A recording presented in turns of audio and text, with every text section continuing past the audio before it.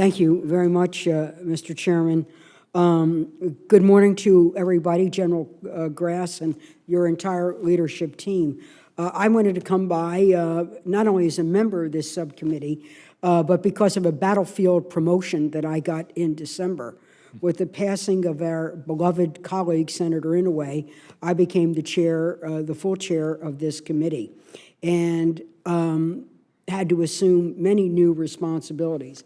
I wanted to come here today to, first of all, express my gratitude to Senator Cochran, who at that time was vice chair of the committee and helped me through and offered like a continuity of government, if we will, as we dealt with the Hurricane Sandy and other things.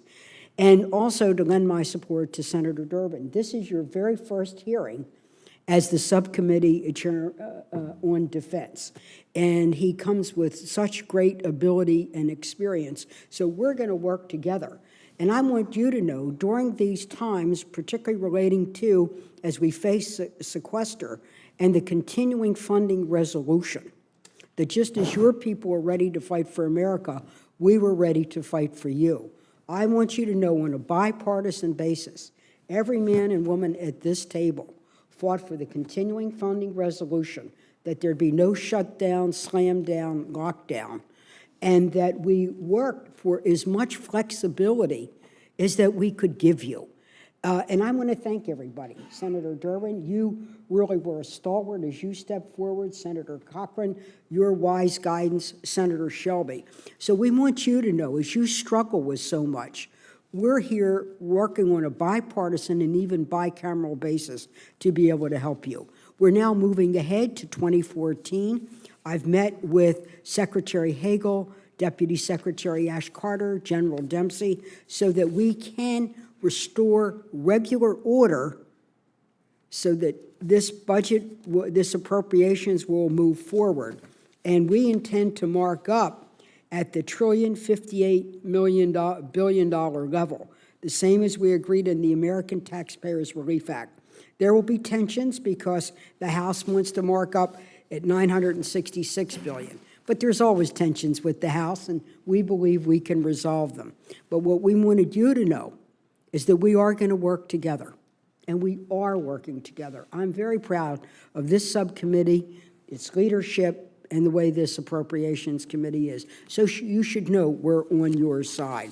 There are many other questions to be pursued, and I just have one area that I would like to pursue with Senator Durbin, Cochran, and others, and that is the VA disability backlog.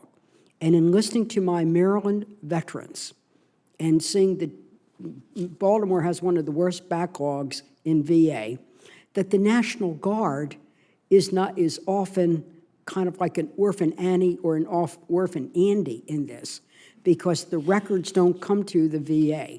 So General Grass, I'd like to just not take the time today, but I would like to really hear, as we work again on a bipartisan basis, to make sure that no veteran has to stand in line for such a long length of time, that we make sure that the men and women who served in the National Guard are part of a process that we hope that to eliminate the backlog. And I'm really worried about it. It goes to the line of questioning that Senator Coach just raised about the benefit package and the others. So if they're ready to fight, we're ready to fight for you, and help us make sure that if any guardsman has been injured and is eligible for disability, they're not in a backlog or a Saragossa sea of bureaucracy tangled in the seaweed of inefficiency. So that was a complicated metaphor, but you know what I meant. So anyway, thank you very much, Mr. Chairman, and good luck to you. Senator Cochran, thank you for all your help. Thank you, Madam.